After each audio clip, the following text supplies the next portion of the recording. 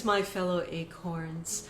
I wanted to talk to you today about the Rochefoucauld Grail. I've introduced it in my book, Oak Islands, Mysteries of the Map, Zena's Map, House of Rochefoucauld, Templar Statue, Royston Cave. Now this came out a few years ago and includes many topics, as you can tell by the title. One includes a Templar statue that I believe is related to Oak Island. And there's a great deal of information on that in this book and also on my YouTube channel. But I am proud of this book. It is a springboard for deeper dives into each subject that's been raised. And today I'd like to read chapter 6 to you from my book. It is an exclusive, and I will be inserting a little bit of extra information at the end of the video that I've discovered or pondered over recent days. But the Rochefoucauld Grail is phenomenally beautiful. It is rare, and as you can tell by the name on it, that's in the upper right hand corner of Zena's map. Was actually commissioned potentially by a Rochefoucauld baron. And this text is so unique. It is in 4 parts and is scattered between Manchester in England, Bodleian, and also I believe the British Library. It used to be further afield, but the 4 different sections have been consolidated for financial reasons, prior owners selling, for example. But interestingly enough, one of the sections is titled Maritime Adventures, and this section deals with a mysterious turning island. And this island appears in dreams in a mystical sense, as well as in a very real sense, and surrounded by pirates. And on this island is a cave, and they never actually go into, in the illuminated manuscript that is the Rochefoucauld Grail, what is in the cave. But if we're talking about Zena Halpern's map of Oak Island, of which Rochefoucauld is the name on the upper right-hand corner, which surmises a large part to do with the map, which of course we all know it does. The Duc d'Anville led an armada to Nova Scotia to reclaim it from the English. Sadly met with a terrible storm. He died of illness, and that mission for the French failed, but the English did win that particular round.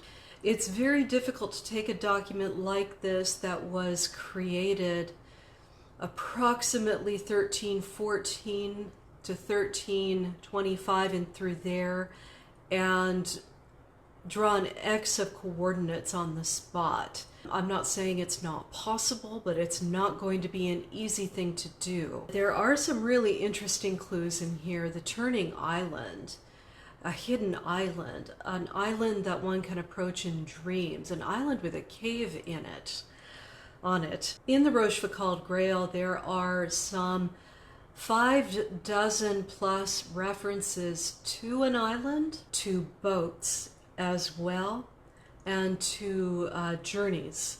Today is the eclipse, so I'm filming this on the heels of the eclipse. And this incredible event took place over Canada, not far away from Oak Island itself, all through the US and of course Mexico. So it's a significant day for humanity and a significant day for me, because here I am talking to you about something that I care very deeply about. So chapter 6, the Rochefoucauld Grail or Grail is an illuminated manuscript of the early to mid 14th century. But I will say this, I find that the description as to what story is being told, which is very strange when it comes to our understanding of Arthurian romances. And, well, basically, I think this is a cover story for something else. I think the whole thing is. And it's a deep one. It's a biblical one. It goes way back. Okay, so I will get on with it here. So, again, I'll be flashing this image here. Note the damsel with a gold jar on the right. She's being presented to a king and queen and wears the same color dress as the queen and also the same color cloak as the king.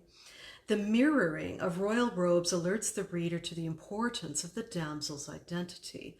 Note the charming little white dog on the queen's lap. Dogs are always about loyalty. They literally mean loyalty in the medieval world, and in this case, white also means pure.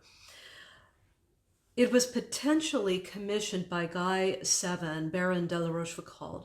The Baron was excommunicated by the Bishop of Angoulême and founded a convent in 1329, possibly as recompense for a perceived misdeed. Angoulême is a very important location. It is an archival medieval center now in France. Angoulême is downstream from Château de la Rochefoucauld, and Angoulême would have been hit pretty hard by the Vikings early on, and was the reason why Foucauld developed the first fortress on the granite base that Château de la Rochefoucauld sits on now. But it was also an important battle site for the king. Clovis fought a battle there. This is Visigothic country here, which of course is wrapped up in the Rennes-le-Château mystery. So Angoulême is very important. So why he was excommunicated is really interesting. He founded the abbey here, probably in recompense for some sort of misdeed. I'll continue. So the Rochefoucauld Grail is divided into 4 main parts and is housed in different archives in Britain. Sadly, this work is separated, but is a shining example of artwork of its time. Rich miniature paintings of gold leaf adorn each page like dazzling jewels. During the Middle Ages, Arthurian lore was very important and tied to the Knights Templar, who represented the actual Knights of the Round Table in real life. Now, when I state that, of course, King Arthur, as we know him, was a Romano-Briton and was locked in battle with the incoming Saxons from Germany. Of course, that was on the tail end of the Roman Empire. This is not in the book, but while we're talking about it really quick here, Rochefoucauld Grail is about 200 years later than Bernard de Clairvaux, inception of the Cistercians and the Templars. Bernard de Clairvaux would have been aware of Arthurian romances because he existed about 600 years after these tales in Wales would have been circulating in Cumbria, but also Brittany in France. You have Melusine. The legends of Melusine spring up in Brittany in France and become part of the House of Lusignan. And according to the Rochefocaulds, the House of Lusignan is a junior branch. Of course, Lusignan is now extinct, and Rochefoucauld is able to claim the story of Melusine, their ancestress, which arose in around 600 through there.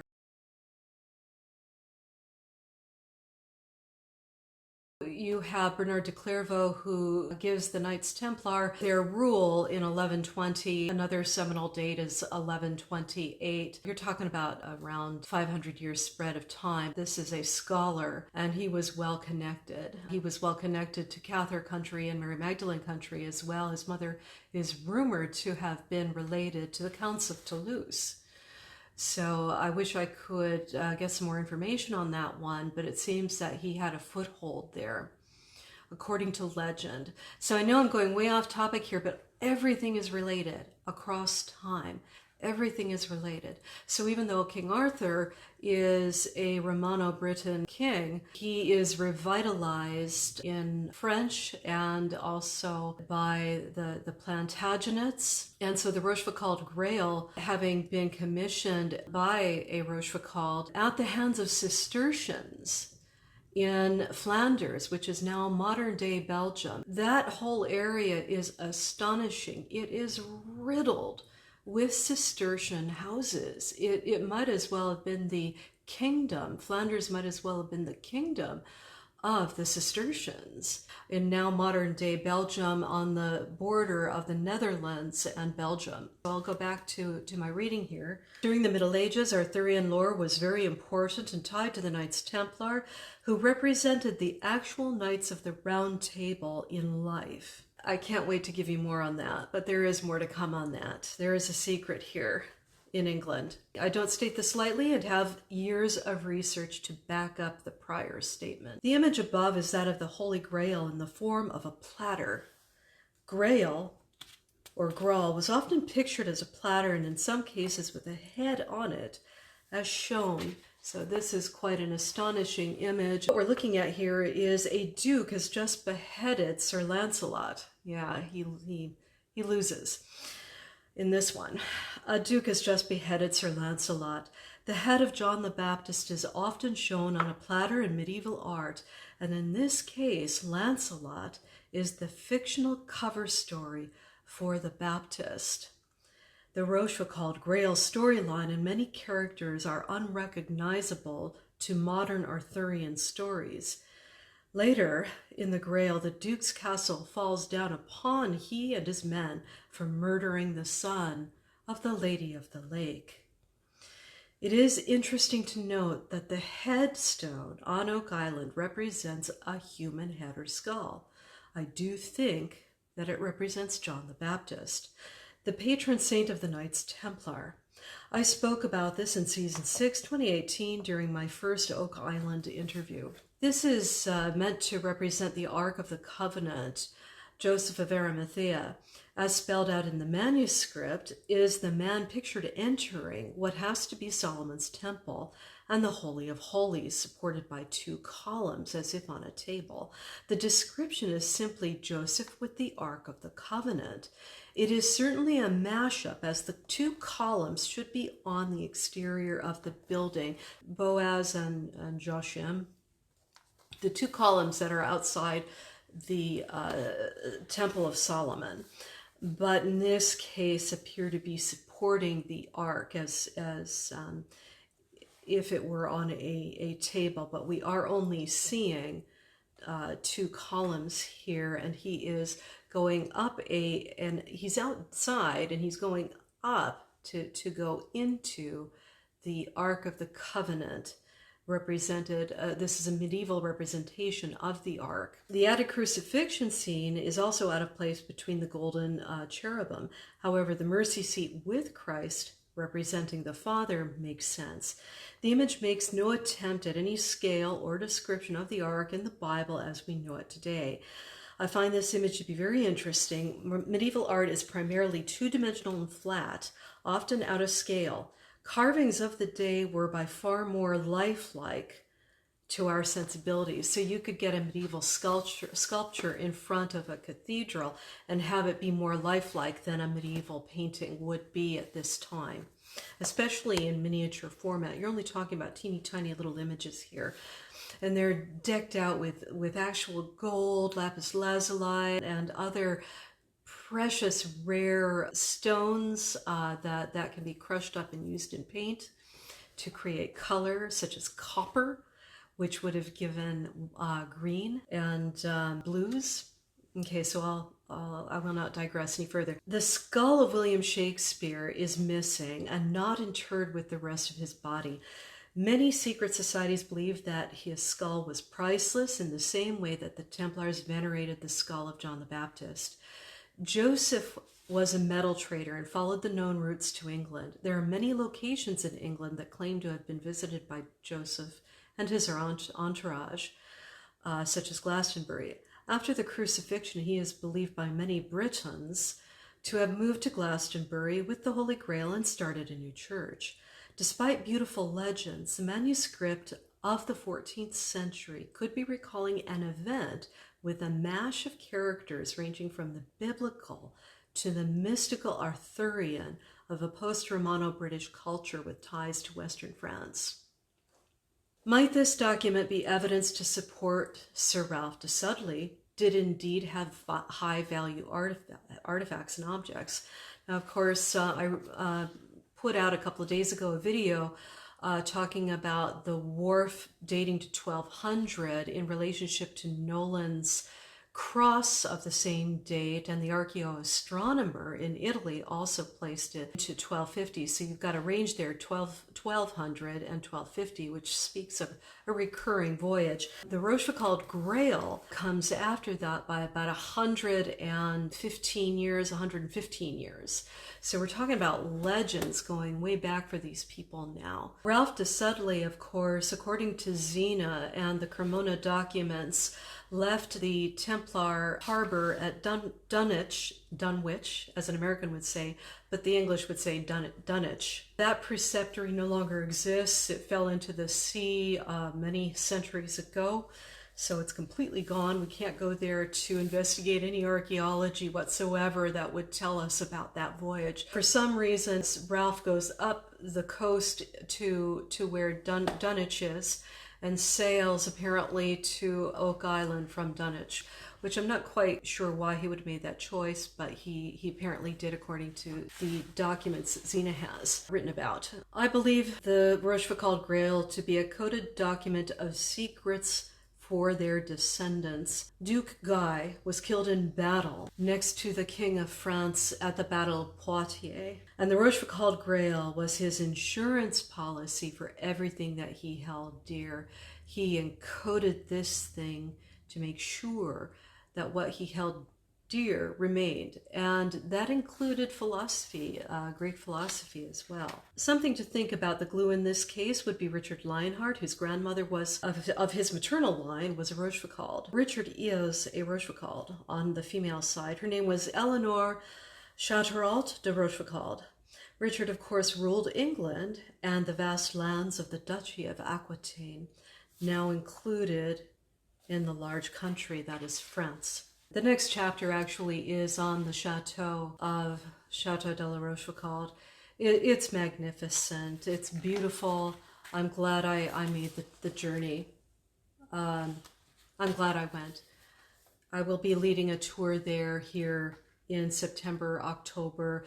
I'm asking you to please join me, private message me. I will make sure you get some details on that one.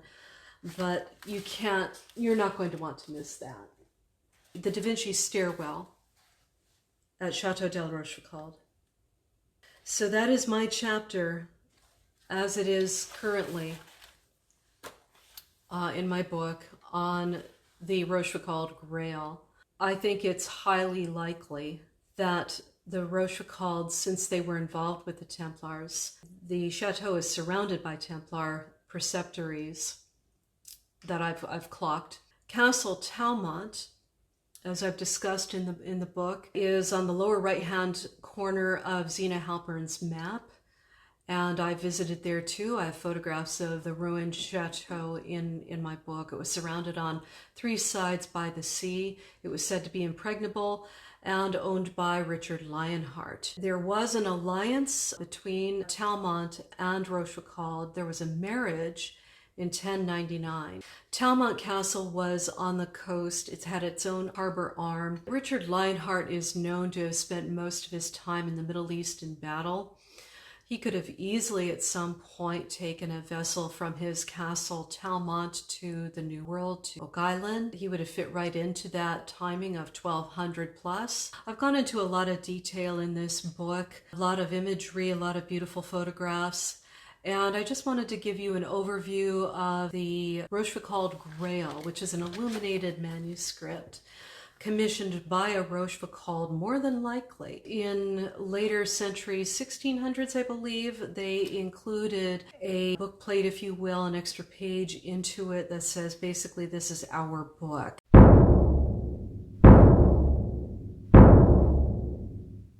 Thank you for following me here today. It would help me greatly if you would like, subscribe, and please share as well, and comment. It's a form of donation in itself. It only takes a moment of your time, and I would greatly appreciate it. It helps me rise up in the YouTube algorithms. I'm actually 2/3 of the way from being able to monetize my channel, which would be of great benefit to myself and help me stay in the saddle, help me continue to go to these marvelous places, research, write, share videos like this with you as well. You can also contribute to my work on patreon.com or on my website, gretchencornwall.com, with a one-off donation. So please visit me there. Again, thank you. I appreciate you. Respect yourself. Respect others.